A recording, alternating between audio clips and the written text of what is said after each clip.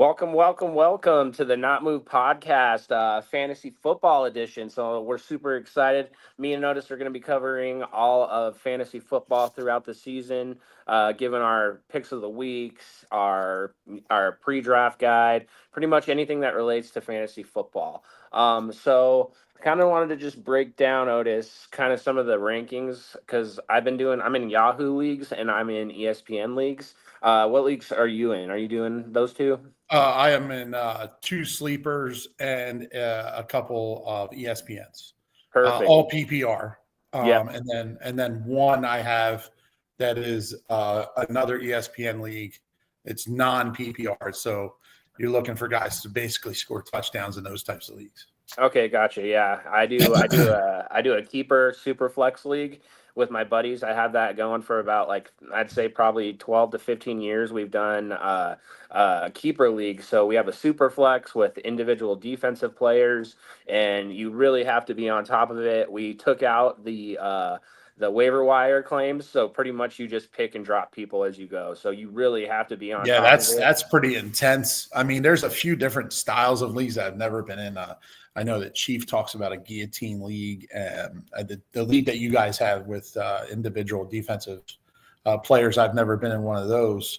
I mean, there's all kinds of different, styles that fit, different people, depending on your intensity. But the analytics are pretty much broken down the same. Right.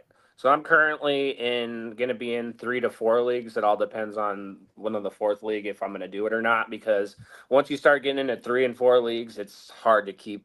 It's like a full-time job. Yeah. I mean, I give credit to the guys who do baseball because that's an everyday thing and once a week is tough for me with work and all the other things balancing life. Yeah. Yeah, I know guys that do fantasy baseball, do fantasy hockey. I tried to do fantasy basketball one year, and I went about 2 weeks in, and I'm like, yeah, I'm just going to let this play out because it was just too much work. Yeah. But I think it's cool, though, when you get, even if you're not in a league where you're going to win a prize, it's still cool to have that competition. If you just want to have fun, you don't have to be serious right. and wager money if you don't know the game as much as many people do. All right. So I kind of wanted to just break down because I was looking through ESPN, I was looking through Yahoo, and I just wanted to go over kind of ESPN's rankings. I think the consensus is that Jamar Chase is going to be the number 1 overall pick. If you have the number 1 overall pick, you might as well just go with the Triple Crown winner. Are you kind of on that same page? If you get the first pick, yeah, I mean, I feel like, especially with the additions, or I should say the keeping of T. Higgins, it's going to be able to keep him at the same rate of targets. So we don't have to guess a whole lot about that offense. Right. And so he's been a steady, since he's been drafted, he's been a steady producer. Yep, exactly. One fun fact I was looking at with Jamar Chase is people think that he might have kind of that fantasy football curse because usually the consensus number 1 doesn't pan out like it has in previous years. It was Christian McCaffrey. It was Jonathan Taylor. Mm-hmm. When all the experts were telling us, hey, you should take this guy first overall no matter what. It's never panned out that way. And I think it's been that way. I can't remember if they said the last 5 or 6 years. Yeah, it's not quite the Madden curse, but definitely, something that seems to be coming to historical fruition throughout a lot of leagues. Right. And then, so they have Bijan second. I think that could be the consensus for any kind of league you're in. I think that Bijan has an interesting factor because technically Penix isn't a rookie, but this is his first year starting the season. Yeah. So we're gonna see if that production continues on the trend that it was last year. Right. And then this is where it kind of gets a little screwed from this, I'd say 3 to 6 spot. It kind of is sure. you know what I mean? It's kind of up in the air because me personally, if I have the 3rd overall pick, I'm probably either going to go Saquon or Jahmyr Gibbs here. ESPN has Justin Jefferson actually being the number 3 pick. Yeah, and I think that we know that the question mark is It's a quarterback, Yeah. right? And with those other two guys you mentioned, Saquon Barkley has a different offensive coordinator. Jahmyr Gibbs, different offensive coordinator. Yeah. So there are question marks surrounding those three players in general. So, like in my league, I ended up going with Saquon because someone screwed up the whole draft right off the rip and took a quarterback with the second overall pick. And I'm like, okay, this is going to change my whole draft strategy. Yeah. Because I went in wanting to get Jahmyr Gibbs with the fourth overall pick. I had the fourth overall pick. And Saquon fell to me, and I'm like, I can't pass on Saquon, especially after the year that he had and stuff. So I get where it's coming from. Justin Jefferson has this hamstring issue, right? And that was the one thing that kind of deterred me from going with him in that particular spot. Yeah, And and again, that's not a bad take. I mean, considering that hamstring injuries, groin injuries, these are things that linger throughout a season. And if you're starting the season with that, it's kind of tough to have confidence in right. that production. So, and then so they have Jamar Chase, then Bijan, they have Justin Jefferson, and then they had Saquon at 4 and Jahmyr Gibbs at 5. So it's interchangeable. I know guys will want to go. I don't know. Me personally, I wanted to get an elite running back, right? Yeah. So some people will go with the what they call the hero wide receiver, right? Mm-hmm. So you lock down a top 5 wide receiver, and then maybe on the comeback around when it snakes back over, you go with another elite wide receiver or like high end upside receiver that you know that's going to get targets, or you go running back there. And then they had CD Lamb at 6, and this is ESPN again, by the way. Right. And if you're picking in that 5 to 6, I personally like picking in the middle most of the time. I don't like that long wait. It's yeah, nice I think have, that draft position wise, right?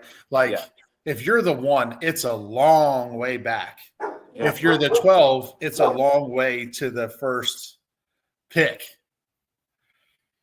So when we talk about the idea of having a middle of the road pick, you're kind of in the middle, and you get to see what's in front of you before you pick. Yeah, so it's nice to have the back-to-back picks, but then again, like you can definitely screw it up. I feel like you could definitely screw up the draft by having that limited time to go back-to-back. If you haven't done your homework, you can definitely screw that up, in my opinion. For sure. I've done 12 in a 12-player league. I've done it, I think, like 6 times. Yeah. I think like 3 times it worked out. So it was a 50-50, kind of thing here. Right. So now that we're in the middle 5 to 6 pick range, so it looks like they had Christian McCaffrey, let's see. Yeah, they have Christian McCaffrey next. Mm-hmm. The injury concern is obviously an issue. For sure. The tendonitis, it's definitely a red flag. Right. Heard another interesting stat that on odd years, Christian McCaffrey usually balls out, right? 100%. And what's funny is the other years he's hurt. Yeah.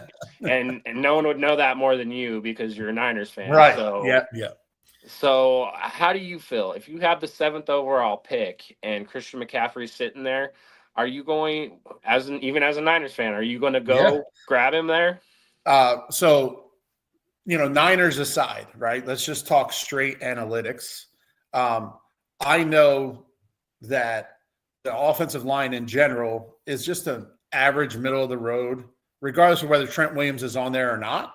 Yeah, it's an average middle of the road, kind of offensive line. So the run scheme to me works in San Francisco, no matter who the running back is. I mean, Jordan Mason was the running back. Isaac Guerrero was the running back last year. They all had good production.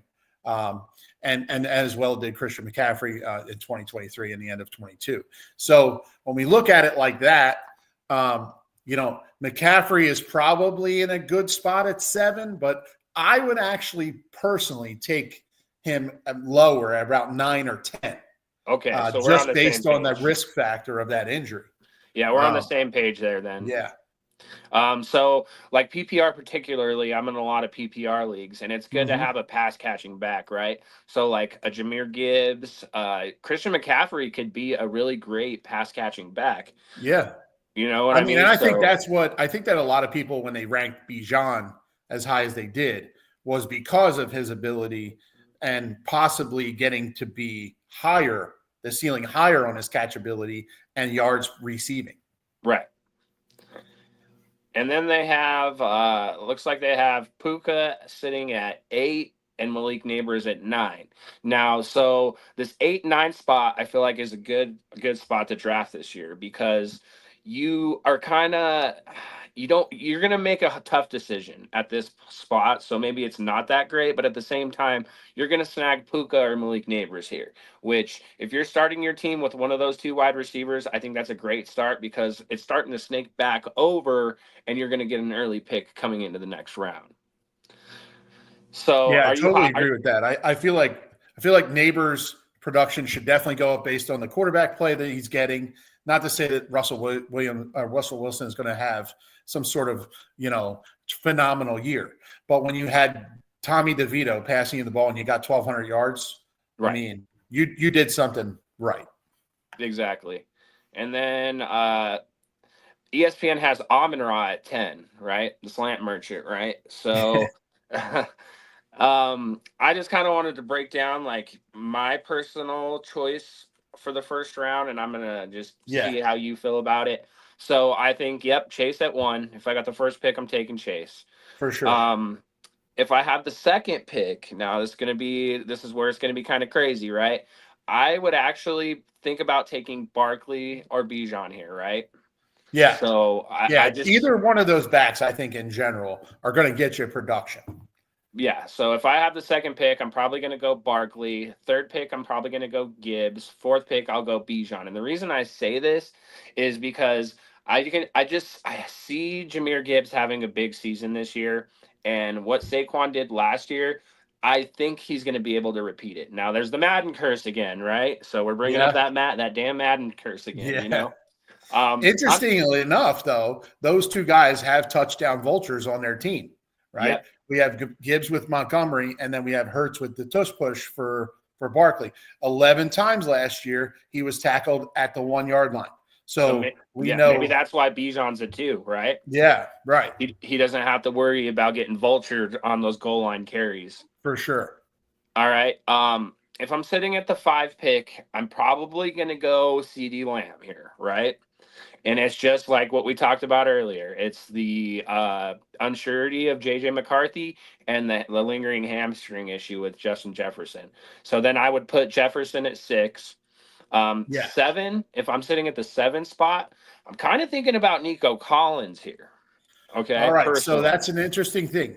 Yeah. So Nico Collins, I feel like, can elevate his game. All right.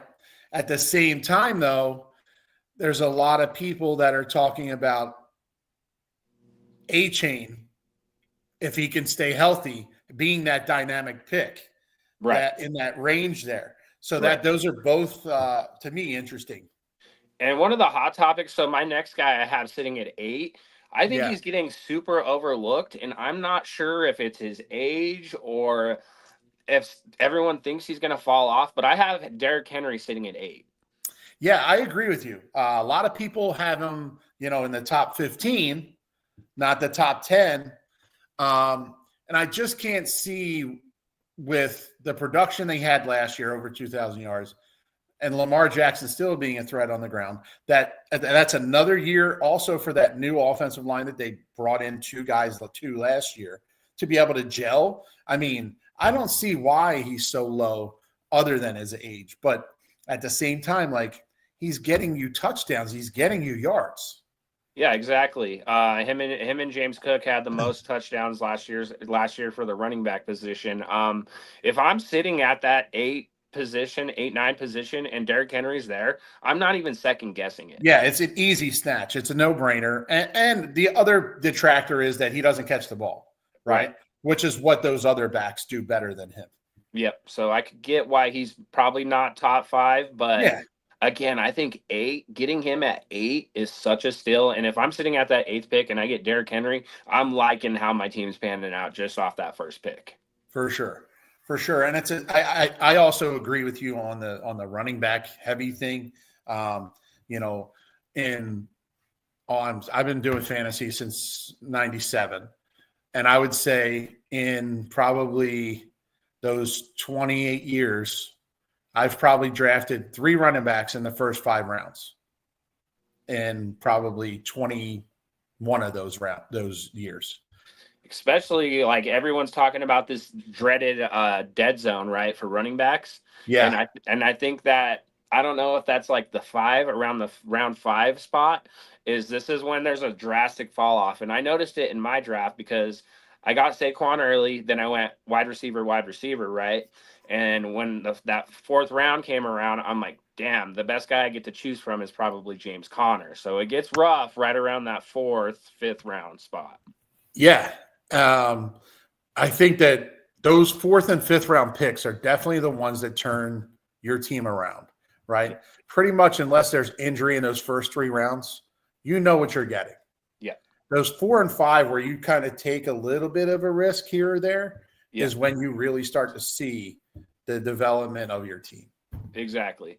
And then if I got the 9 pick, I'm probably going Achane here. I had Achane last year, and he didn't cost me the cost wasn't quite as high, right? So I got Achane. I can't remember if I got him pretty late. I'm not gonna lie. I got him pretty late, and he panned out to be great in PPR, right? Yeah, I think that his potential, I mean, the speed that he has in general as a football player, regardless of fantasy or not, is something that you see a lot less when we talk about their ability to maneuver the way he does. Most of those guys that are fast, they're like a straight line guy. They're not necessarily a quicks guy. He's got it all. So he does have probably the highest ceiling of these 3 picks that we're talking about, Collins, Achane. I think that it's going to be a productive year, or Mike McDaniel is going to get fired. One or the other. It's going to be one or the other. And then rounding out the last couple spots, because most people are going to do a 10 to 12 man league. This is the first year I've done a 12-man league, and I'm in 2 of them. So okay, this is new to me, but I'm going Puka at 10. Okay. Then, I mean, that's a solid pick. I really feel like the change in offensive coordinator with Johnny Morton taking over for Ben Johnson is scaring me just a little bit in the Detroit offense. Right. Just a little bit. I mean, because we've seen what it looks like when those chess pieces are moved the right way. Right. And it's scary to see another guy take that over, Right. So I don't disagree with you. I could also went with Amon St. Brown. Amon-Ra St. Brown, excuse me, there too as well. And again, this league, that particular league that I'm referring to with these rankings right now, are full point PPR, right? Yeah. 11, I'm going to go BTJ. Okay. Brian Thomas looks like he can. I mean, when you're sitting in that late round, right? This is the 11 to 12. You're going to get back-to-back picks right here, right? So it's coming back to you quick on the snake. I like BTJ sitting at 11. If I'm sitting at the 11 pick, I'm taking BTJ, and I'm not too concerned about it. Yeah, I think that BTJ is probably a good pick, but I will say that I have considered either AJ Brown or Ashton Genty in that low end of the round as well. Okay, gotcha. Right, exactly. Like, this is when those names are going to start popping up. All right, if I'm sitting at the 12 pick, right, and I'm a little scared going this route, but I've thought this through a little bit. Now I would probably go Christian McCaffrey at this 12 spot, right? Yeah. I'm not huge on McCaffrey this year just because of the injury concerns. If I'm sitting at that last pick, I'm probably going to go McCaffrey here.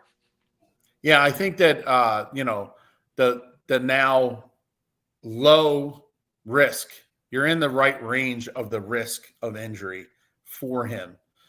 I just feel like we're not going to see that. Realistically, people are going to take chances. They're going to be, I want to be the right one, to pick the guy at the right spot. So his range is anywhere, that we've seen from 3 all the way to what we're talking about in the 10 to 12 range. So now this is where the second round starts snaking back over, right? So Yeah. let's say I took McCaffrey here, sitting at that 13 spot. I would probably go Amon Ra here.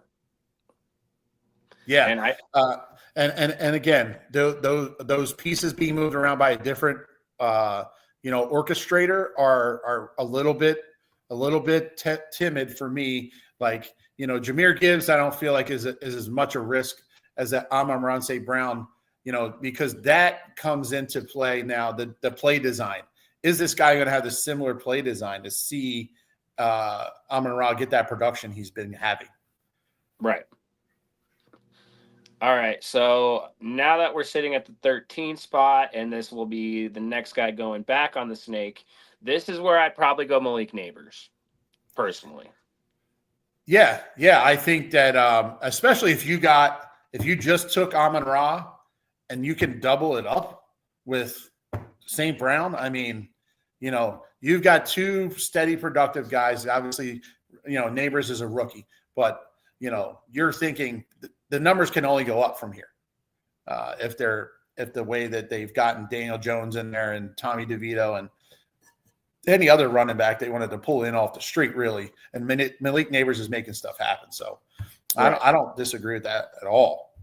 Another guy you could consider is, A.J. Brown or Jonathan Taylor. Right. So now on my particular list, this is where I'm looking at Ashton Jeanty, right? Now, I got him pretty low. A lot of people are going higher on him. I'm not sold. I'm not completely sold on Ashton Jeanty quite yet. When you take a rookie, and especially like a top second round pick, and you're letting your cards lie on a rookie, that scares me a little bit. I like going with rookies. Don't get me wrong. I do love my rookies in fantasy football.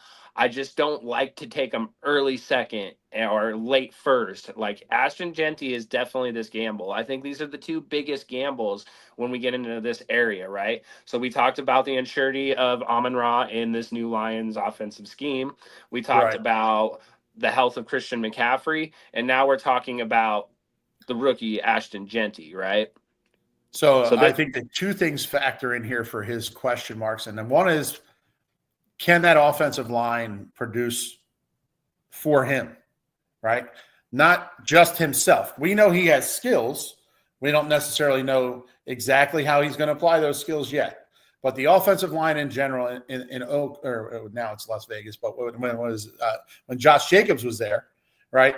We saw production from Josh Jacobs, but he was also carrying the ball a lot to get those yards. So can we see similar production out of this run game? And we also know that Pete Carroll likes to run the ball when he had, Sean Alexander and at the end of his career, and then Marshawn Lynch. So we know that those teams are going to run the football out there and in Las Vegas. And especially in fantasy, I look at carries and I look at targets, right? When it comes to wide receivers, I'm looking at targets, how much they're getting fed the ball, and then how much running backs are getting fed the ball with carries. I don't know if Ashton Jeanty is going to be getting 30 carries a game. I mean, that Pete Carroll run heavy offense, I get that. But if you're playing from behind, it's hard to run the ball. Yeah, I mean, and especially in that division, right? And in the division that you're a Broncos fan. In that division, you're looking at the Chargers and the Chiefs and the Broncos straight in the face. I don't know that you're going to be able to get, a whole lot of wins out of that. But what I will say is the positive of that is playing behind doesn't necessarily mean that for a younger team that they abandon the run, because they still want to establish the culture or the offense that they want to be, the identity of that offense. So when we look at the way that most of the games are going to go, they're probably not going to go their way, right? We think between 6 and 8 wins is probably where they're going to be. I still think establishing that identity that Pete Carroll would like to have on offense is still going to come into play. So I don't know that in some of those games that they're losing big, they're going to abandon the run game as much, just because it's a new organization now. It's a new ownership. I mean, not new ownership, new coaching staff, running the show. So now that we're snaking back over, we're getting back towards the middle, right? So when you're Yeah. sitting at that 5 to 7 range, the guys I'm thinking about taking here are going to be Jonathan Taylor. There's an injury concern, I get that, and Yep. then you have Tyreek Hill, right? So 17, 18 pick, I'm gonna probably go with Tyreek Hill, Jonathan Taylor, and the guy that you brought up, right? AJ Brown definitely keeps crossing my mind, right? When I was sitting at the 4 pick in a 12-man draft, right? I was going in with the strategy of taking Bijan, or I was going in with taking Jahmyr Gibbs at 4, right? Yeah. And when it came back to me, the two big names that stood out to me here were going to be Brock Bowers. So I go and I just take the best tight end, right, in the league and from last year, or I go with, in fantasy anyways, or I go with AJ Brown, who is a solidified number 1, right?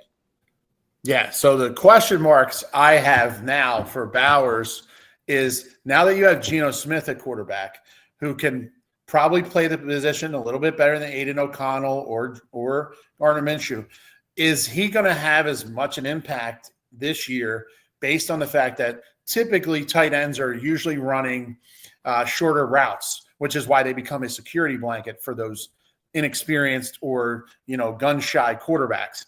Geno Smith, he throws the long ball. So are they going to design routes that get him in the seam a little more, as opposed to those 7 to 12-yard routes where he catches the ball, makes something happen after the catch? That's my question on Brock Bowers. And then also, being that I live in the Philadelphia area, there's been a lot of talk about, is Jalen Hurts going to throw the ball more? Just because of the fact that, can you continue to give Saquon Barkley 345 carries? That's probably not sustainable if you want him to sustain his career as a running back in the league. Now, my next guy is definitely probably going to turn a little bit of heads because we're in that 20 range, right? So we're talking going towards the back end of the second round, right? Yeah. And this guy fell to me in the 5th round in my league and then my draft that I just did. And I thought it was still in a guy that I couldn't pass it on. And I got a little bit of flack from some people after I gave I pretty much showed everyone my team. And this was the guy that I got a little bit of flack on. And that's Scary Terry because of the contract situation. Yeah. Right? So how do you feel of taking Scary Terry late second? I love it. I actually love it, right? He's a 1,000-yard guy no matter what. He's getting you 1,000 yards. Scary part is, does he get the contract done or does he get traded? Because those 13 touchdowns were by far the most he had in his career. And that's because the years before that, and granted, quarterback play was not good. He had four touchdowns, 5 touchdowns, 4 touchdowns, 5 touchdowns, and then 7 touchdowns his rookie year. So, getting in double digits is I think something that's good for him. And if he stays in that offense, gets the contract done, I mean, we just got to all assume that the contract's going to get done based on what we're looking at. I'm going to say, that this is a phenomenal pick. I think it might be a steal. I think his yardage might go up. He's gotten over 1,100 yards once. So, I think, if he can get 1,200 yards and even just 11 touchdowns, still doing a phenomenal job. I think it's a steal. Right. Now, this guy I got in the beginning of the 3rd round in my draft, and maybe I just value him a little bit higher than other people do because this is another guy that just fell to me, and I'm like, how come no one's drafting this guy? And it was Drake London. Yeah, so Drake London, similar idea, along with McLaurin just not having the contract issue. So if you're thinking about that contract issue, maybe Drake London's your guy then, because you already know he's locked in. He did have a change in quarterback in the middle of the season, but still continue to produce. So he's, again, another consistent guy you can get, and hopefully he'll be able to with a year of experience with Penix, he's going to be able to raise his ceiling a little higher. So I just that's pretty much the first two rounds. That's what I valued these guys at, was these are guys that are, first and second round picks. Is there any guys that you can think, maybe just off the top of your head, that you would probably sneak in here that maybe I didn't mention, or did I Yeah, even yeah, miss something? yeah. I mean, definitely Kyron Williams from the Rams. Okay. Definitely a guy who we're probably going to see get the same amount of production, which was really good last year. Bucky Irving from the Buccaneers is probably another guy you could be seeing in the first round. And I've seen also, again, I assume that we are on the same page with quarterbacks. Typically, later rounds, than you would. I would never choose a quarterback in the first round. That's just me. But there's different strategies for everybody. Yeah, Anyway, exactly. And I then and think the other that people name, have chosen Lamar Jackson in the second round, at the end of the second round, yeah. or Josh Allen. And I'm So going to I don't explain. fault So you those are for the two. that, but Yeah. you know, Those are the two quarterbacks that went in my league in the first and second round. Was Josh Allen went first, and then Lamar Jackson went second. The other name I totally spaced me out, and he should be on my list, is Josh Jacobs. I'm high on Josh Jacobs. yeah, yeah. Josh Jacobs is a guy I really like. That Green Bay offense, I really feel like, isn't centered around the production of Jordan Love. It's actually centered around the production of Josh Jacobs, um, and and that's only because there's inconsistency on that offense as far as receivers go. There's Jordan Love's ability, and then there's guys who can get open and guys who can make catches, and they don't have those guys consistently. So Josh Jacobs, for me, definitely a solid second round pick that we did not talk about. And the only other guy is T. Higgins, right? T. Higgins could be a guy at the end of the second round. If you're looking at a comparable number one, I feel like the quarterback play alone makes him a higher draft pick than some of these other guys who are a one.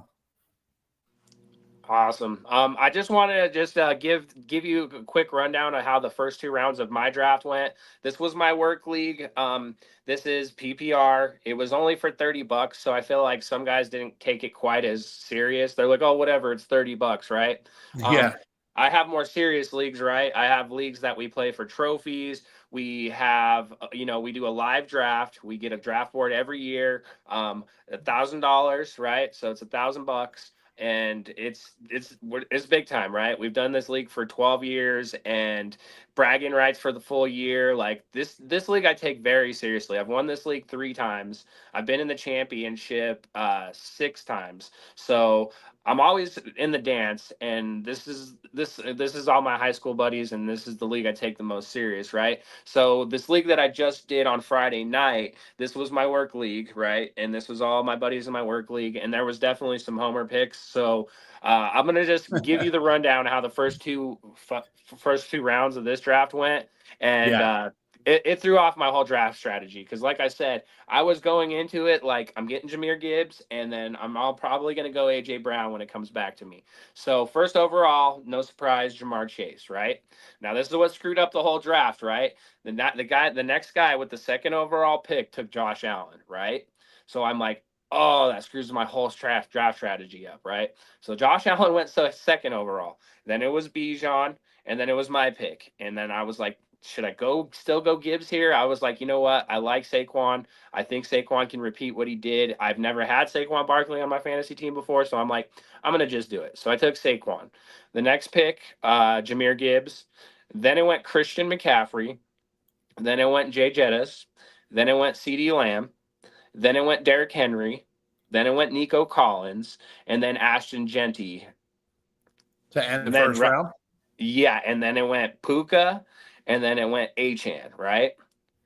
So now it's coming back, and it went Bucky Irving next, then Jonathan Taylor, then Amon-Ra St. Brown, then Lad McConkey, then Josh Jacobs, then Kyron Williams, and then Lamar Jackson. So the next quarterback went in that second round. And then it came back to me and I took Malik Neighbors, right? So I was able to start my team with Saquon Barkley, and then I got Malik Neighbors. So I was happy with how my team was sitting right off the bat, right? So I got an elite running back, arguably the best running back in the league, and then I got a guy that I think, this is why I went Malik Neighbors, right? I feel like he got an upgrade at the quarterback position. He balled out last year, right? And I feel like the Giants are going to be behind in passing a lot in a lot of these games. So I'm hoping for that garbage time, give me some points. And I also feel like with the drafting of Jackson Dart, we'll see how he shakes out, but they possibly could just be passing up on putting him in at all this season and possibly just, maybe save him for the last 2 games. But Jameis Winston comes in, and who cares about how many interceptions he throws? He throws the football, right? I mean, we saw that down in Tampa Bay. So I don't see, his production at that point, having a drop-off. So we have our not moved fantasy draft coming up at the end of the month. So it's going to be funny because we're going to be talking fantasy, right? Me and you are both going to be talking fantasy together. Yeah, I think at that point we're going to know exactly what each other's thinking. Yeah, exactly. So, and especially. But maybe these guys won't watch our podcast, but we hope everybody else does. Exactly, right? That's what I'm saying, right? So me personally, if I'm drafting in that first half of the first round, right? I'm hoping to get an elite running back, right? If I'm sitting at 1 through 4, I think, unless it's the first overall pick, obviously you're taking Jamar Chase. I think that's a no-brainer. Yeah. But if I'm sitting at between 2 and 4, I'm wanting to get Bijan, I'm wanting to get Barkley, and I'm wanting to get Jahmyr Gibbs here, right? And I think that there was times when I was doing mock drafts when I was sitting at the 4, and a lot of people were high on CD Lamb going super high. Now, I'm a little worried taking CD Lamb because I did mock drafts where I took CD Lamb at that 4 spot, and I didn't like how my team panned out quite as much, right, at the end result. When I took Bijan or I took, Barkley would fall to me in some drafts, I liked how that team panned out a lot more, right? Yeah, I think that 2 factors there is obviously the addition of George Pickens on the receiving corps. And then is Dak going to be able to stay healthy again? I mean, those are the 2 question marks that if you're a person who's drafting a CD Lamb, those are the things you're thinking about. Is he's still going to get the ball? That's not a question. But like, you want him to score touchdowns, and Dak Prescott will get him the ball and put him in position to get touchdowns. And when you're in the red zone, now you have George Pickens. It's not just CD Lamb.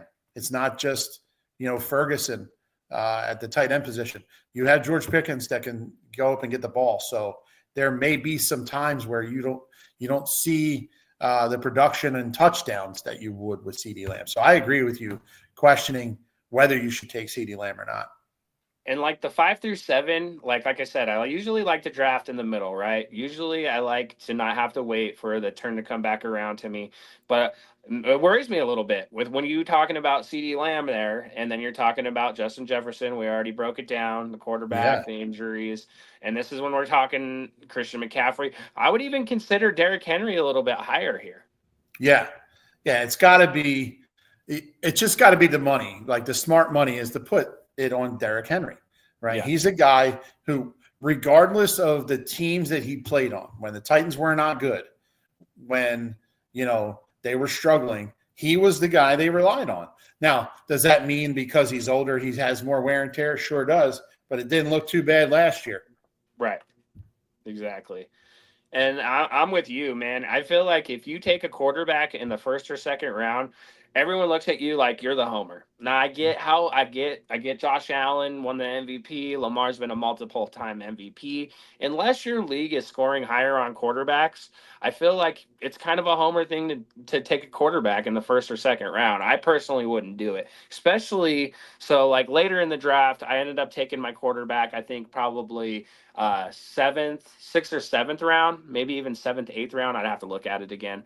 But even like the guys that waited at the very end, Dak Prescott was still there, right? Justin Herbert was there. There's Penix. There's guys still at the end of the draft. Brock Purdy, right?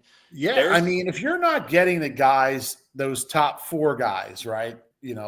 Burrow, Jackson, Allen, Mahomes, right? You shouldn't be looking earlier than 6 or 7. I feel like, I do wait to try and get value.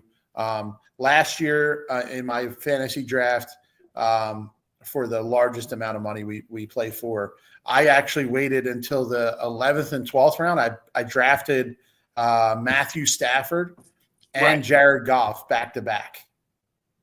So I Yeah. had So both those guys on my team, and it actually became a struggle on who to play until there was injuries that happened on the Rams offense to make it easier for me to play Jared Goff. right. And especially since now that I've done an actual draft, I'm like, even coming into ours or my other league, I'm like, dude, I think I'm going to wait on a quarterback because, I mean, unless you're getting the top 4 guys, like you said, and Jalen Hurts, everyone always argues. We argue it all the time. Is Yeah. Jalen Hurts top 5? Is Jalen Hurts in that elite category? Well, I'll tell you one thing. Jalen Hurts in fantasy is damn good quarterback. Oh, he's a domino. He's a dynamo. Excuse me, a dynamo. Yeah. I Yeah. mean, those tush pushes. 11 tush pushes last year. And then his production just in the rushing part of it, gives him an advantage over someone who just passes the ball. In that mid range, those Baker Mayfield type of players, where they don't run the ball, but they pass for a lot. He doesn't go below them because he scores rushing touchdowns. And I could see Jalen Hurts going as high as maybe end of the 3rd, top of the 4th round, right? Yeah. One guy that really has stood out to me this year that I think he usually will go around end of the 4th, top of the 5th round, that I don't feel comfortable. It looks good on paper, but when that Mahomes name comes up, you look at it and you're like, damn, it's Patrick Mahomes. He's arguably the best quarterback in football, right? But when it comes to fantasy, he doesn't get valued as high. Yeah, I think that, and especially because of the fact that we've seen a decline last year with Kelsey, and not saying he's, going to not come back with fire, right? But at the same time, we had injuries on his receiving core as well. I mean, at the end of the year, they were bringing guys back who played previously, with the last 4 games left in the season. So if everyone stays healthy, Rashee Rice is going to be on the field. Xavier Worthy on the field. Kelsey on the field. I don't really think the backs really play a factor. I mean, McKinnon was a factor for a little bit, but not taking too many targets away from those receiving core or the tight end position. And even Noah Gray gets involved in the game. So he's spreading the ball out. But again, when you look at it overall, fantasy-wise, it's tough to put him as, a number 5 quarterback. It just doesn't happen in fantasy for him. Yep. And I think that's one of the things that people need to understand is that you're not picking players based on their ability to play the game of football. You need to know, can they score the maximum amount of points, in a game? Right. Exactly.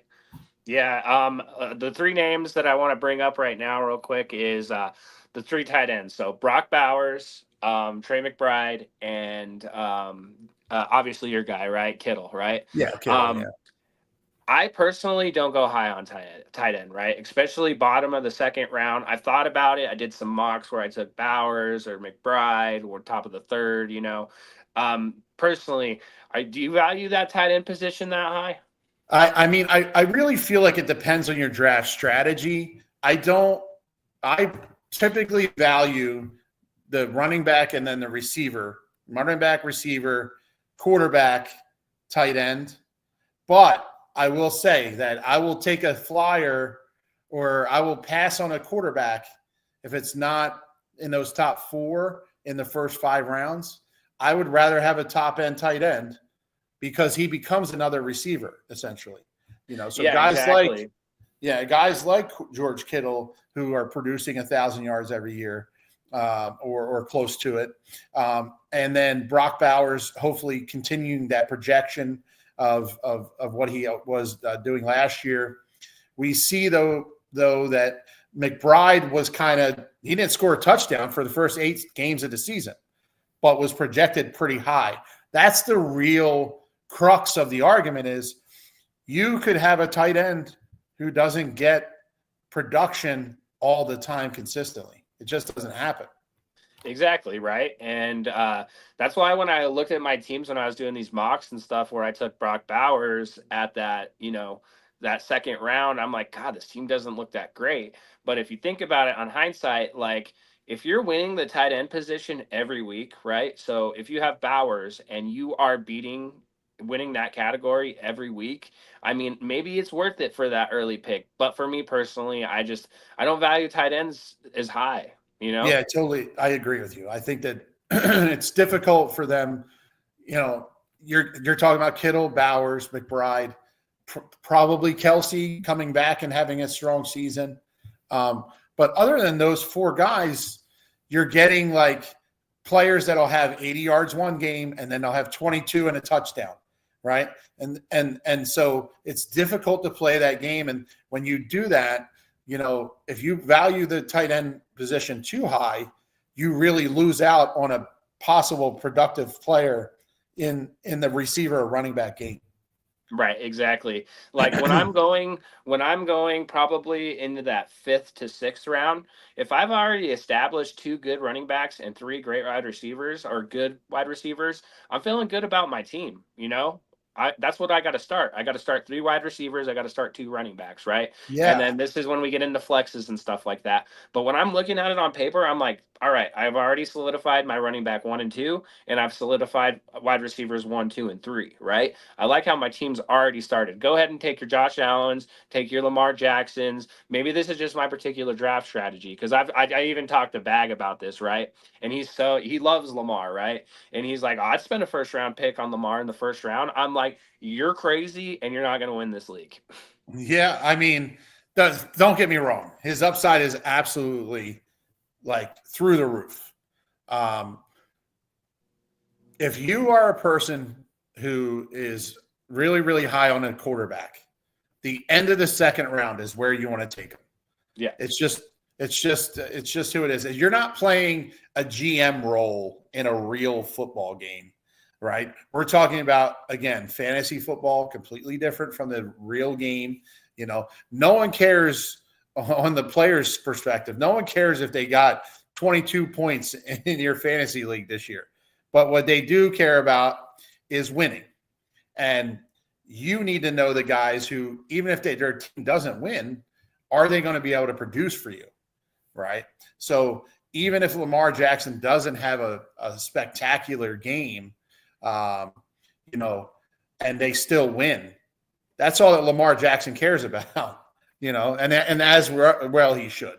I mean, just avoid first-round quarterback picks in general, and stocking up on, like you said, the skill position receiver and running back are probably the best choices to make.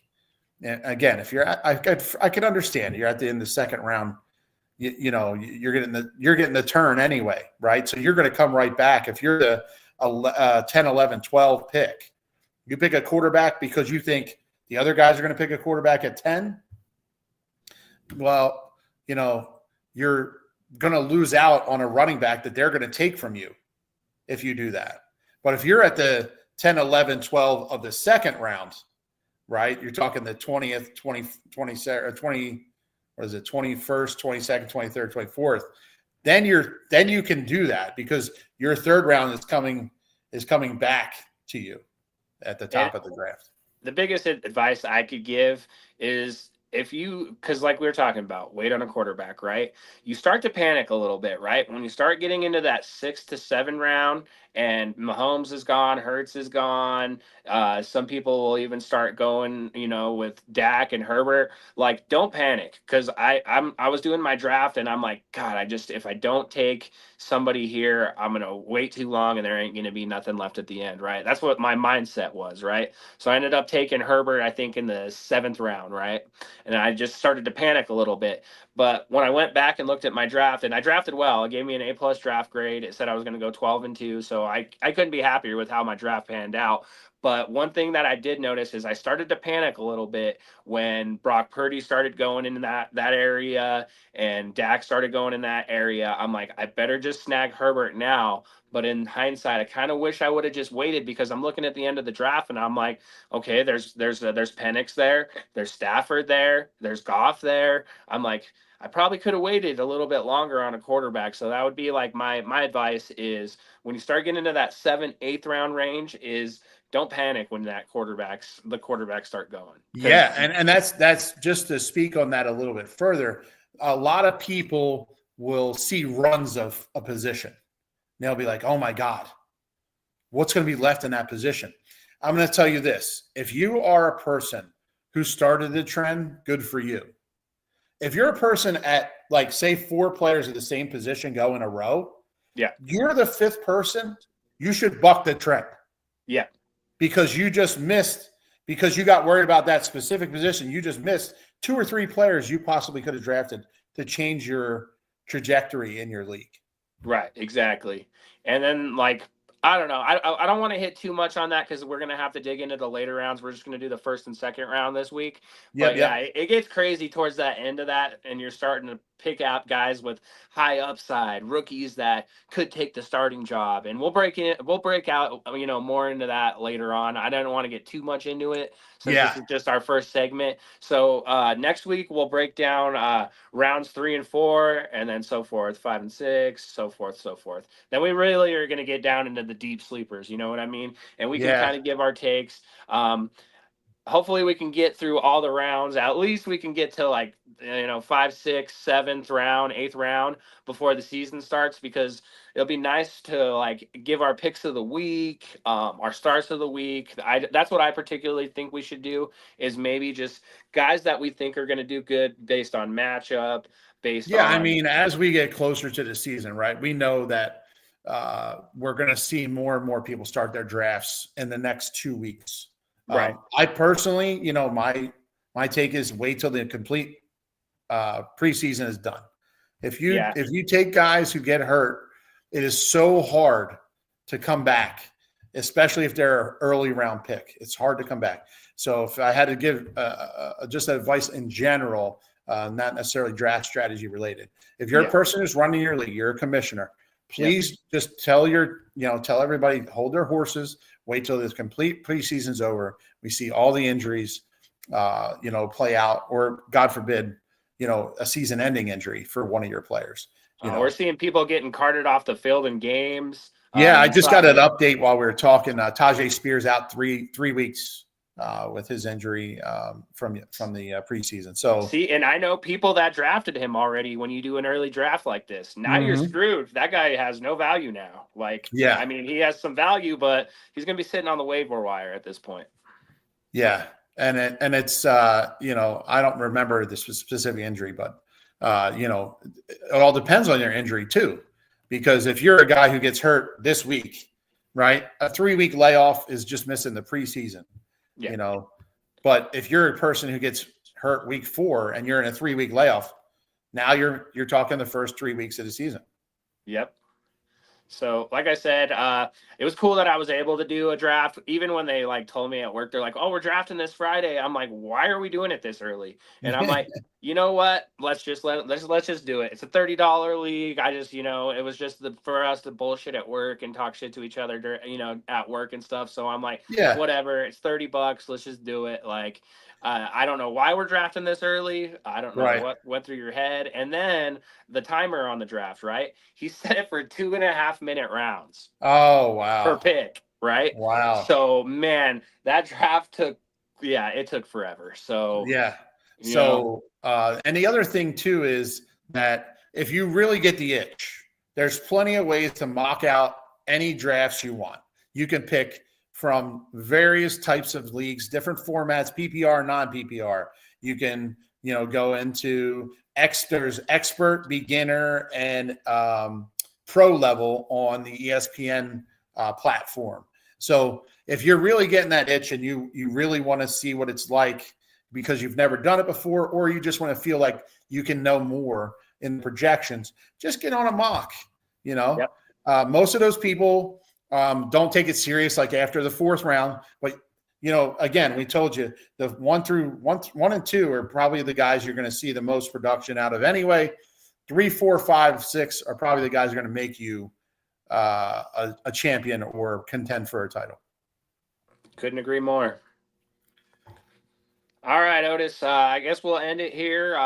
Again, we'll be breaking down the 3rd and 4th round in the next episode. This is when it starts getting spicy. I'm definitely already starting to think about some of the guys I like in the 3rd and 4th round. And then this is when guys start falling. This is where the guys that are in contract disputes and, there's injury concerns and, the rookies, the rookies are always, a gamble. You don't know what you're getting out of a rookie. Yeah, I think that 3, 4, and 5 rounds are the overthinking round. That's the rounds that I say, right? It makes or breaks you. It really does. And if you overanalyze it, you're going to see something that, you probably wouldn't have seen if you just made a gut reaction and made the pick, Yep. So. Couldn't agree more. All right, Otis, we will see you next week for the 3rd and 4th round.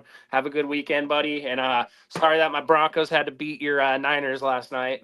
But, man, I don't know if we're going to win the Super Bowl now based on that outcome. It's preseason, right? I just had to throw that preseason jab. You know what I mean? I got you. Hey, anything to give you an advantage, right? Right. Let me have my moment. All right. All right, guys. Like we said, we're going to be breaking down rounds 3 and 4 coming up in next week in the next edition. The Not Move Podcast Fantasy Football version. A-Train, it was a pleasure talking with you, man. Hopefully everybody tunes in next week. All right, buddy. Have a good weekend. All right, you too.